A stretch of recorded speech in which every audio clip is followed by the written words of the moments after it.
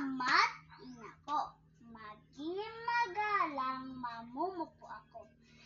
Kapag kinakausap ng matandang tao sa lahat ng oras, sa lahat ng dako. Kung ang kausap ko'y matanda sa akin, na dapat igala at dapat pupuin. Natutuwa ko na bigkasin, ampo at opo ng buong gilid.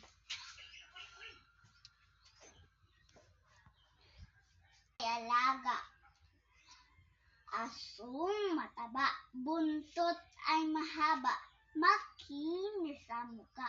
Mahal niya ako, mahal ko rin siya, at kaya kaming dalawa ay laging magkasama.